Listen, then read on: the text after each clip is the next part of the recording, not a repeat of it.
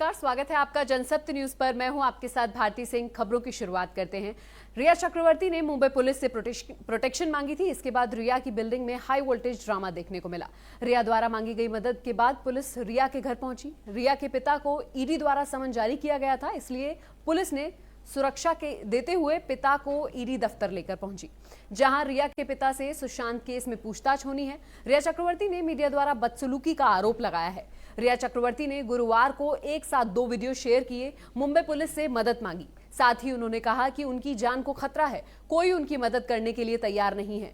रिया ने बिल्डिंग के वॉचमैन राम का भी वीडियो शेयर किया। उन्होंने कहा था कि मीडिया कर्मियों ने गार्ड के साथ धक्का मुक्की की। उन्होंने कहा कि क्या ये क्राइम नहीं है।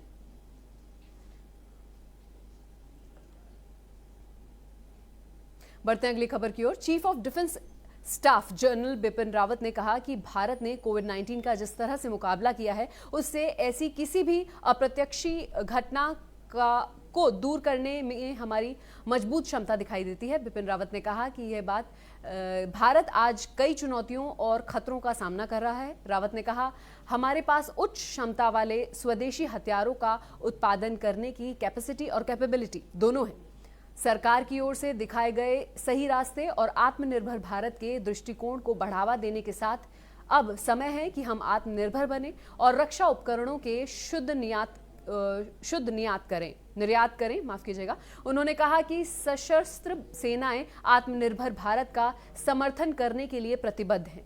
भारत में विकसित तकनीकों और उपकरणों के साथ युद्ध में जीतने से ज्यादा संतुष्टि हमें कुछ नहीं देगी।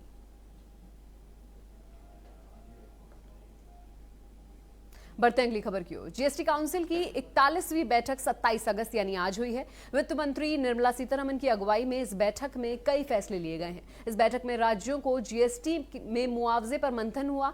वित्त मंत्री ने बताया कि 5 घंटे तक चली बैठक में राज्यों को 2 विकल्प दिए गए। केंद्र खुद उधार लेकर राज्यों को मुआवजा दे या फिर आरबीआई से उधार लिया जाए। राज्य 7 दिनों के भीतर अपनी राय देंगे, यानी 7 दिन के बाद एक फिर संक्षिप्त बैठक होगी। एक विकल्प सिर्फ इस साल के लिए है। काउंसिल अप्रैल 2021 में फिर बैठक करेगा, हाल की समीक्षा करेगा। कोरोना संकट में आर्थिक तंगी से जूझ रहे राज्यों को जीएसटी का मुआवजा कैसे दिया जाए, इसे लेकर भी मंथन चलेगा। राज्यों को मई, जून, जुलाई और अगस्त यानी 4 महीने का मुआवजा नहीं मिला। सरकार ने हाल में वित्त मामलों की स्थायी समिति को बताया है कि उसके पास राज्यों को मुआवजा देने के लिए पैसे नहीं हैं। आपको बता दें कि बीते 12 जून को जीएसटी काउंसिल की आखिरी बैठक हुई थी। बैठक में साल दर साल जीएसटी रिटर्न की लेट फीस पर छूट दी गई थी।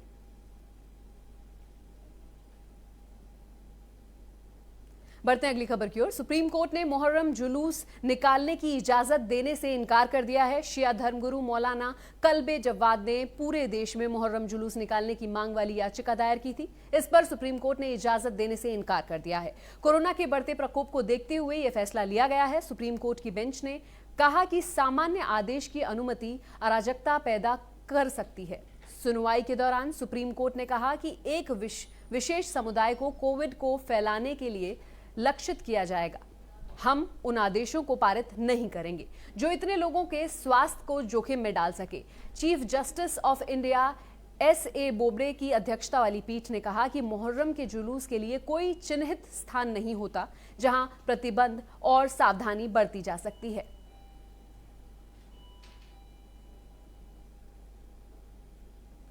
बढ़ते हैं अगली खबर की ओर। केंद्र सरकार अगले 1 महीने में आदर्श किराया कानून की मंजूरी दे सकती है। इस कानून के लागू होने के बाद किराएदार या मकान मालिक दोनों की ही दबंगई पर रोक लगेगी। आवास और शहरी मामलों के सचिव दुर्गा शंकर मिश्रा के मुताबिक अगले 1 महीने में कानून को मंजूरी के बाद इसे राज्य व केंद्र शासित प्रदेशों को भेजा जाएगा, ताकि राज्य इसके आधार पर अपने राज्यों में कानून बनाकर उसे अमल में ला सके। राज्यों के द्वारा अगले एक वर्ष में आवश्यक कानून पारित किया जाएगा, इसकी उम्मीद है। और सचिव ने कहा कि विभिन्न राज्यों में वर्तमान किराया कानून किराएदारों की हित की रक्षा के हिसाब से बनाए गए हैं। साल 2011 की जनगणना के अनुसार 1.1 करोड़ घर खाली पड़े हैं, क्योंकि लोग उन्हें किराए पर देने से डरते हैं। लेकिन अब हम सुनिश्चित करेंगे कि 1 वर्ष के भीतर हर राज्य इस आदर्श कानून को लागू करने के लिए जरूरी प्रावधान करे।